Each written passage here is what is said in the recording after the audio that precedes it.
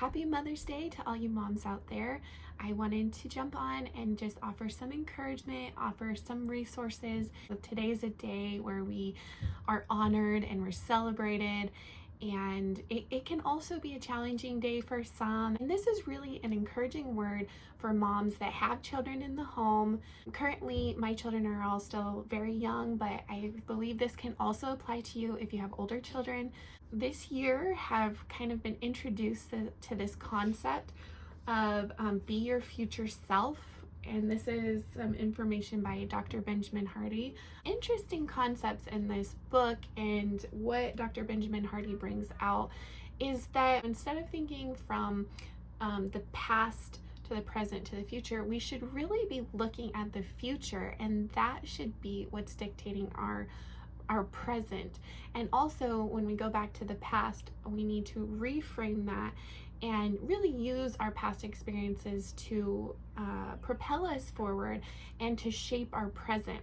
So Dr. Benjamin Hardy is an organizational psychologist and author, and just very influential person in the realm of positive psychology and different things. I'm not going to go into a ton of depth with this right now. Honestly, I am still learning it and trying to wrap my head around it, so it's not even something I feel like I can teach on. But there was a very interesting kind of practical tip that he gave that I was recently reading, that I've started to practice, and I've really seen it be something blooming and beautiful in my own life. One thing he talks about, we need to really get connected to our future self. What does that look like? Because the more connected you are to what your future is and what you desire and want for your future, the better the decisions you're going to be right now. So for example, his kind of tip in it was to close your eyes and really look at an area of your life. Imagine what you see. Couple years, 10 years, 20 years, whatever, you pick the time frame, and just imagine what that time frame looks like. Now for me, I have 5 daughters that are 9 years old and under, so they're all really little. But when I did this and sat back and closed my eyes, I could see all of my daughters as adults, and we were sitting around in this beautiful home together, and we were collaborating together.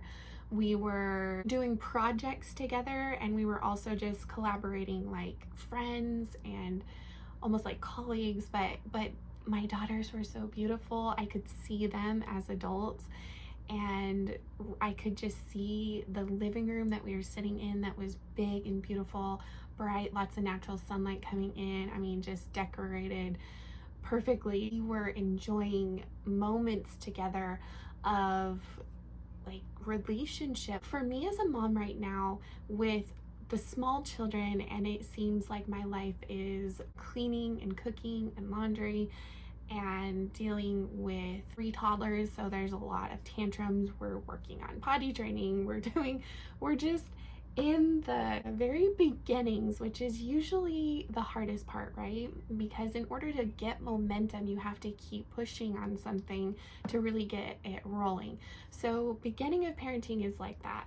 As young parents, it's like you're just pushing, trying to get momentum in, say, their maturity, and sometimes it feels like you're pushing against a boulder that's not budging. As you keep pushing on it, there is going to get momentum.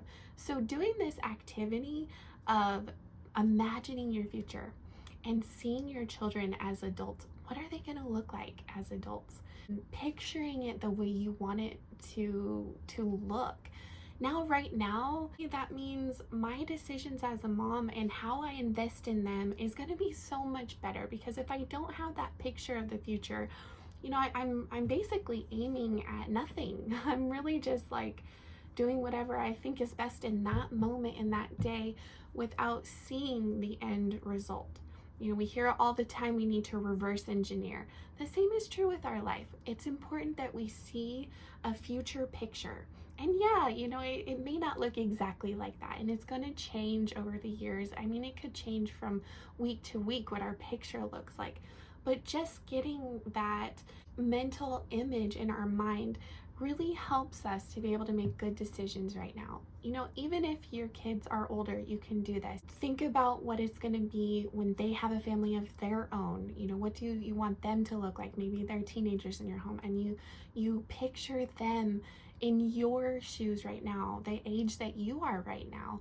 What does that look like for them? When you see that picture and you see the picture of what you want it to look like, now you can say, okay, this is what I want to instill in them right now. This is what I want to teach them about getting to where I'm at in life right now.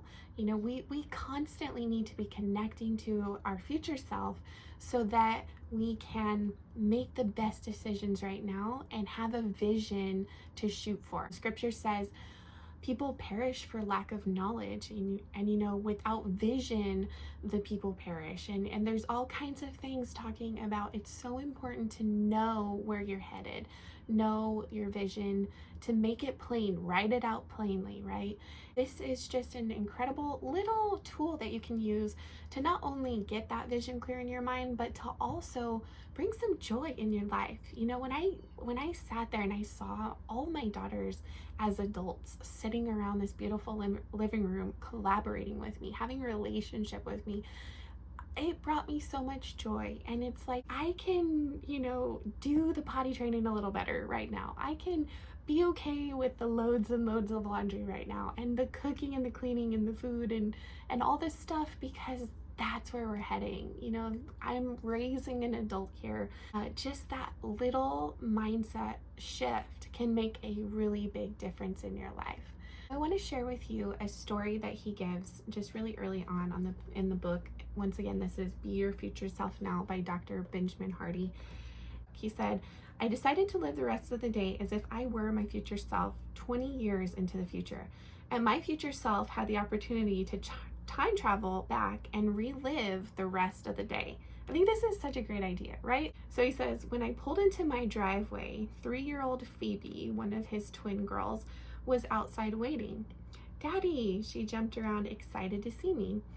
Watching my beautiful and witty daughter, I knew my future self 20 years from now would give anything to experience this single moment. As my future self, I saw this moment very differently than I normally do. I was brought to tears by how much I loved her. I recognized her as a perfect gift sent from God. I jumped out of the car and hugged Phoebe like I hadn't seen her in 20 years. Do you want me to chase you? Yeah, she took off and giggling the whole way.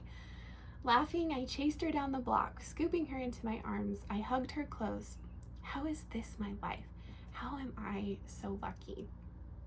Taking in the setting, I saw my neighborhood and street differently. I felt reverence for what I experienced. I grasped that I stood on holy ground. Okay, I mean, that's so good, right? I mean, I'm gonna read a little more, but if we could just see our lives that way, what would our 50 or 60-year-old self say to us right now in these moments, the moments that we're frustrated in, this home that's a mess, these kids that are loud, you know, the constant pressures of different things that you have to do, right? I mean, what would the future self say? And what if we lived as if we were already there? You know, because that's still us. That is still a version of us, a better us, hopefully, because the choices we're making right now are getting us to that point, right? After playing blissfully with Phoebe for about 5 minutes, I snapped a selfie to always remember the time my future self came back and played with this little girl. I don't know if you can see that, but yeah, there's just a little picture of him and his daughter. Once again, such a great thing to do, to take a picture. You know, this is the day I lived as my future self, and this is how I treated my children and what I did.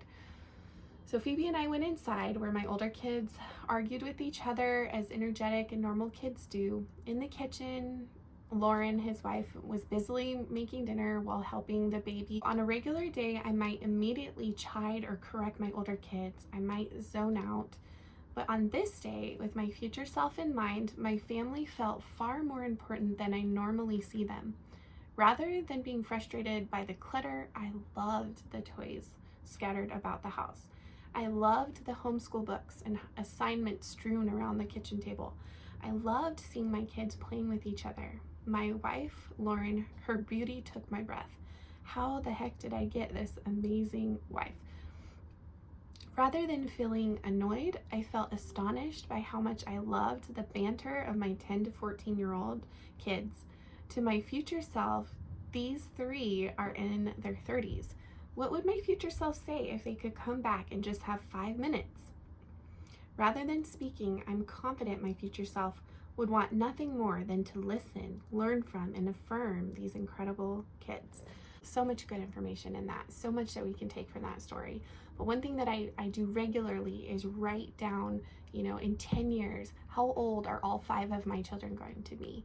And just that alone helps put in perspective, in 10 years from now, my oldest is going to be 19, what do I want a 19-year-old to know? What do I want to say to her? What do I want to instill in her life? I just want to encourage you and maybe inspire you to take a moment to sit back, get in a quiet place, maybe it's after bedtime or whatever, close your eyes and picture where you are headed as a mom, where you want to head as a mom. Maybe even better is now to write that out and then see how that changes your perspective of your present and current environment right now. I promise you, if done well, which it's not hard to do this well, then it will provide you some really, really awesome results for your now. Taking the future and living from the future is really how I believe God intended us to live, so that we're making the best of our present and really investing in our future and the future of our kids. So once again, happy Mother's Day and be blessed today.